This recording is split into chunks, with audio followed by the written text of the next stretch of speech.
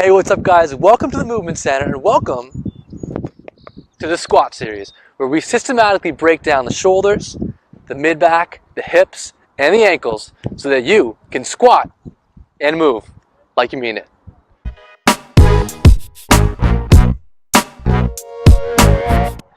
Hey, what's up guys? This is Mitch here from the Movement Center. Welcome back to episode 5 of the squat series.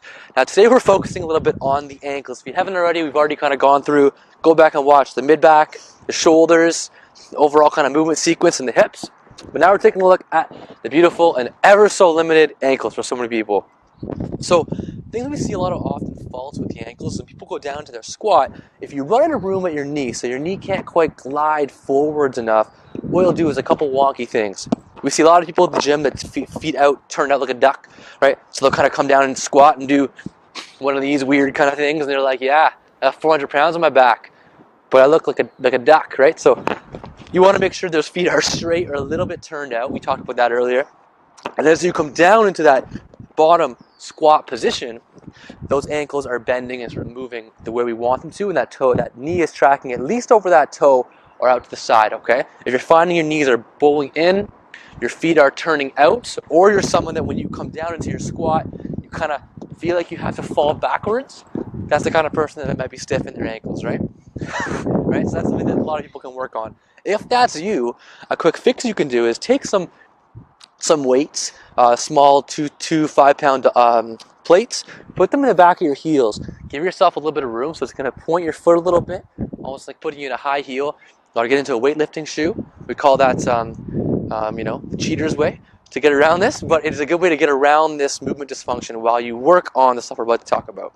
Okay, so again, if we watch Alex here do a squat, and she's going to come and drop down, good, and come back up, good from the side. Yeah, and now I'm going to mimic this for her. So let's just say she had no room. So come back up again. So I'm going to block her knee from moving forward. So come down again.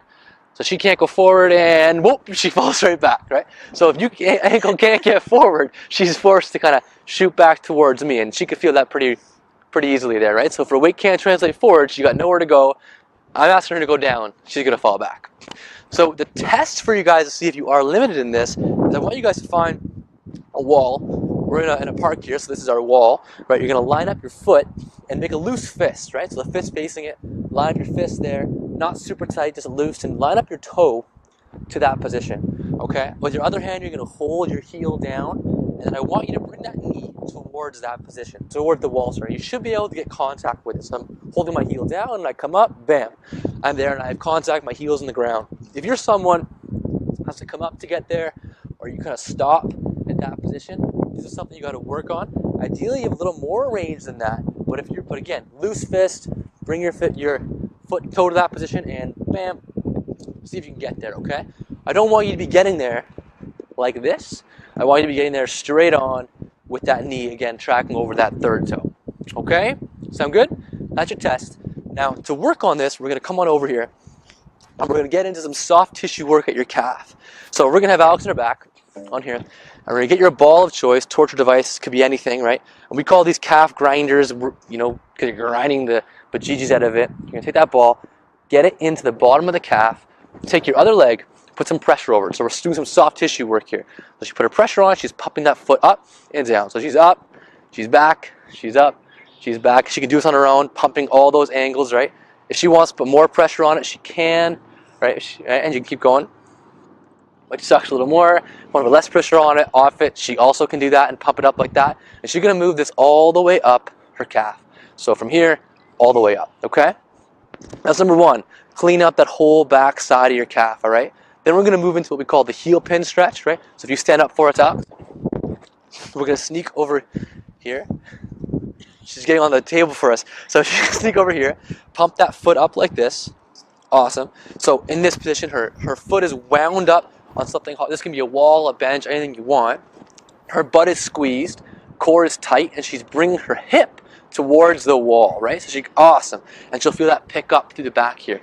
Now when we squat, our knee is bent. So this is going to be a great way to open up the posterior or the back side in your heel cord. But if she bends that knee a little bit, Great. And then comes forward. She'll feel that a little bit lower. Do you feel a little lower? Yeah. She'll feel a little bit lower in the calf. And she's a little bit tighter there. So she has a harder time getting forward. So you can kind of isolate that lower part of the calf there. Awesome. Now this last piece I'll just show you guys is, so we've worked through our soft tissue. Then what we have happened, hold on onto that for me. Then what we've done is stretched out that calf statically and kind of opened it up. The one thing I didn't mention to you guys is, as you're doing this stretch, make sure that you're actually turning and twisting to hit the different angles of our muscles, right? Our calf kind of fans out in this sort of kind of web-like as opposed to straight position. And you're going to kind of rock side to side and just find where you're tightest and hold that stretch. Now, to activate this position, you're going to come on up, get into that lunge position we did earlier for the test, and then what I want you to do is use this big muscle in the front of your thighs, or tibialis anterior, your calf, and you're going to bring your knee forward, pulling through this muscle to get into that end range before your heel starts to come up, and you're going to hold it there. Use all your might to hold it. You're going to hold it for 5 seconds. 5, 4, 3, 2, 1, release. And then come off, okay? And you're going to keep that heel down again, come back up, drive it up, hold, 5, 4, 3, 2, 1, release. Nice. So you've kind of activated that position. You can do that 5 times. So I have to call this the rule of 5. 5 second hold, 5 reps, 5 times. All right? So that's your tweaks for that, guys. A lot of us have stiff ankles. You can get around this by doing some work. Hiking up your heels, putting yourself in a pair of almost gym heels, if you want to call it that. Train your movement pattern that way while you work on these things. Get out your soft tissue ball, work through the back of your calves. All right, round 2, you're going to go and statically stretch that thing out like this, and then activate it in that lunge position.